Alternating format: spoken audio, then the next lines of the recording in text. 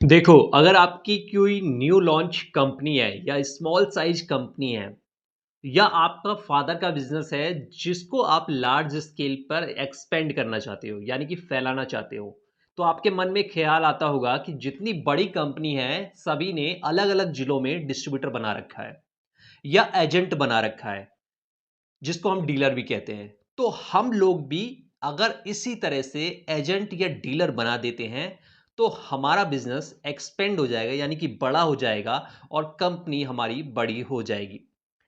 लेकिन जल्दी से कोई डिस्ट्रीब्यूटर या डीलर आपका बनना नहीं चाहता क्योंकि जितनी भी बड़ी कंपनी है और स्मॉल साइज़ कंपनी है, अधिकतर नकद पर काम करती है। यानी कि जो डिस्ट्रीब्यूटर बनाती हैं, उसको उधार नहीं देती।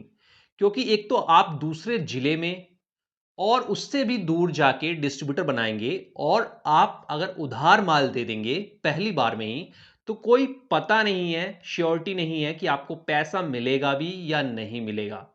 क्योंकि दिक्कतें क्या आती हैं कि आपका प्रोडक्ट तो बिक नहीं रहा, आप इसको लेके चले जाओ, इतना डैमेज आया है, इतनी एक्सपायरी आया है, इतना चूहे ने काट दिया है, आप इसको वापस लेके चले जाओ।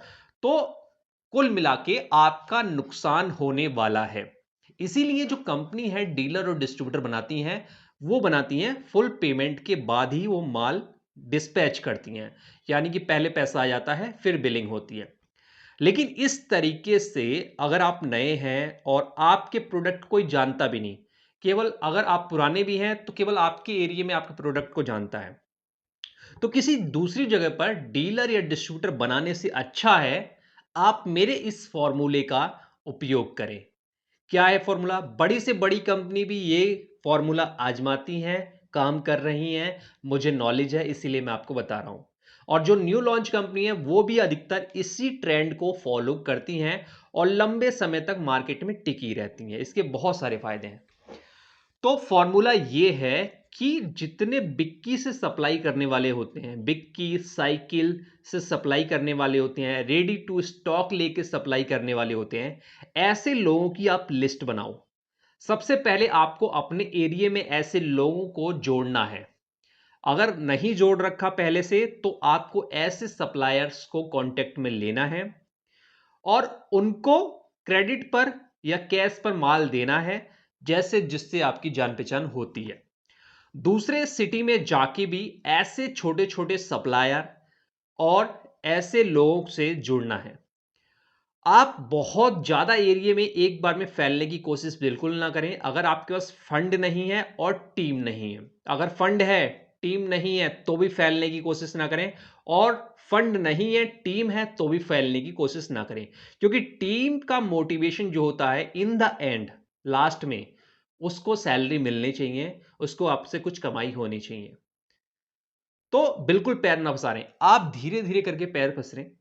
आप अपने सराउंडिंग एरिया की जो डिस्ट्रिक्ट है या छोटे कस्बे हैं, एरिया हैं, जहाँ पर पोटेंशियल है आपके प्रोडक्ट का बिकने का, आप ऐसी जगह पे जाके इन सप्लायर से कॉन्टैक्ट कर सकते हैं। इन सप्लायर्स में क्या होता है कि एक ट्रस्ट भी बना होता है, एक दूसरे के रेफरेंस से भी होता है और कुछ को आप उधार भी दे सकते हैं। और मैक्सिमम छोटे सप्लायर होते हैं। छोटे सप्लायर क्या होता है कि वो चाहते हैं कि कंपनी उनसे कांटेक्ट करे। लेकिन इंडिया में दिक्कत यही है कि जो छोटे सप्लायर होते हैं, रिक्शे वाले या बिक्की से सप्लाई करते हैं या ऑटो रिक्शा से सप्लाई करते हैं या रेडी टू स्टॉक लेके सप्लाई करते हैं, मोस्टली ऐसे लोगों की दुकानें नहीं होती। वो अपने घर से ही काम करते हैं। तो कंपनी के टीम मेंबर और कंपनी इन तक डायरेक्टली पहुंच नहीं पाती है क्योंकि सभी की सोच होती है डिस्ट्रीब्यूटर अपॉइंट करना है। लेकिन बड़ी कंपनी इनको भी पकड़ के चल रही है, इसीलिए उनकी सेल में आप देखेंगे बहुत अंतर आता है। छोटी से छोटी गली में, छोटे से छोटे एरिया में भी उनका प्रोडक्ट सारे एसक्यू, सारे पैक साइज अवेलेबल होते हैं। दुकानदार खुद जाके लेके आता है और मोस्टली जगह नहीं लेके आता तो यही बिक्की और सप्लायर वाले वहां तक प्रोडक्ट को पहुंचाते हैं। और जब आप इनसे जुड़ेंगे तो आप देखेंगे कि इनके घर में एक छोटे डिस्ट्रीब्यूटर के बराबर माल रखा रहता है। एक दो कमरे में काफी सारा स्टॉक पहले से ही रखा रहता है, उसी को ये सप्लाई करते हैं। तो आप ऐसे लोगों को जोड़ सकते हैं और आपको बहुत अच्छा रिजल्ट मिलेगा। और ऐसे लोग नगद में भी आपसे माल खरीदेंगे क्योंकि कंपनी डायरेक्टली उनको अप्रोच कर रही है, डायरेक्टली आप बात कर रहे हैं। और मैं तो ये कहूंगा जो मालिक है वो टीम को लीड करे, कोई मैनेजर ना रखे, वही टीम को लीड करे, वही ऐसी पार्टियों से, ऐसे लोगों से बात करे, तो आपका बिजनेस जो है ना एक्सपेंड होगा और पक्का एक्सपेंड होगा। वरना आपने टीम रख ली, डिस्ट्रीब्यूटर खोल लिए, 6 महीने 1 साल बाद, पता है असली जो समस्या आती है 6 महीने 1 साल बाद आती है, 2 साल बाद आती है। टीम आपने रखी, टीम ने अपने रेफरेंस पर, अपने गुडविल के अनुसार काफी सारे डिस्ट्रीब्यूटर खोल लिए और उन डिस्ट्रीब्यूटर की सेकेंडरी भी करा दी, उनका माल जो है सेकेंडरी होकर दुकानों पर रख भी गया।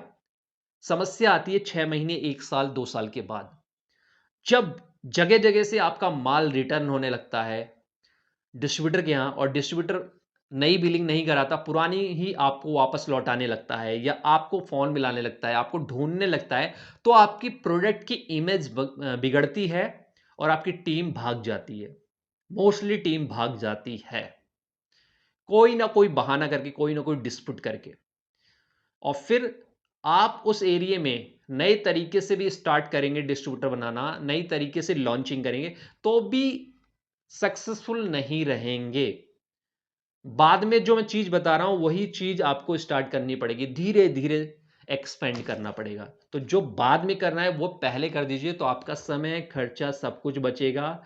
और आपको जो डिस्ट्रीब्यूटर है ना वो खुद कांटेक्ट करेंगे, खुद कांटेक्ट, क्योंकि डिस्ट्रीब्यूटर ही सप्लायर को और जो बैटरी रिक्शे वाले हैं या वैन सर्विस वाले हैं उनको कांटेक्ट में रखते हैं। जब उन्हें पता लगता है ना कि इस तरह का प्रोडक्ट मार्केट में आ चुका है और ये हमारा सप्लायर ये सप्लाई है, तो उससे पूछते रहते हैं, भाई आप कहाँ से माल ले रहा है, तो क्या सप्लाई कर रहा है, ये कौन सी कंपनी ले ली तूने। तो वो जब देखते हैं कि सही चल रहा है तो खुद ही कंपनी को कांटेक्ट करते हैं कि हमें दे दो एजेंसी, फिर आप दो एजेंसी, फिर आप बनाओ एजेंसी, वही डिस्ट्रीब्यूटर आपसे नगद में माल लेगा। और जहां पर सप्लायर अच्छा काम कर रहे हैं तो उन्हीं को बने रहने दो, उन्हीं को फोर्स करो कि भाई और माल लेना पड़ेगा। अब एज ए डिस्ट्रीब्यूटर तुझे काम करना पड़ेगा, क्योंकि सप्लायर को भी बड़ा होना है, तो वो भी आसानी से कदम बढ़ा देगा, बड़ा हो जाएगा, डिस्ट्रीब्यूटर बनेगा। करके देखो, मोस्टली बड़ी कंपनी ये चीज फॉलो करती हैं, कई सारी छोटी कंपनियों में भी हमने ये रूल्स फॉलो किए थे और बहुत अच्छा रिजल्ट आया। हमने उन कंपनी को छोड़ दिया क्योंकि देखो हमें तो ग्रोथ लेनी थी, हमें अपनी पोजीशन बढ़ानी थी, तो हम दूसरी कंपनी में भी गए। लेकिन वहां पर जो हमने ये नेटवर्क सेटअप किया, जो ये ट्रेंड सेटअप किया, उसका लोग और मालिक फायदा उठा रहे हैं, अब तक वो चल रहा है। तो इस तरीके से काम करेंगे तो बहुत अच्छा रिजल्ट आपको मिलेगा। इसी को कहते हैं launching, product launching. Product launching बहुत तरीके की होती है भाई, बहुत तरीके की। आपका एरिया कैसा है, आपका प्रोडक्ट कैसा है, आपके पास फंड कैसा, आपके पास टीम कैसी, आपका नेचर कैसा है, सभी चीजों पे अलग अलग तरीके से प्रोडक्ट लॉन्चिंग डिपेंड करती है। कोई एक फॉर्मूला सेट नहीं होता।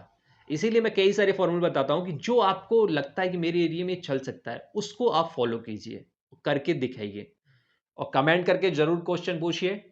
इस वीडियो में बस इतना ही। वीडियो अच्छी लगी है तो लाइक शेयर जरूर करिए, इससे हमारा मोटिवेशन बनता है।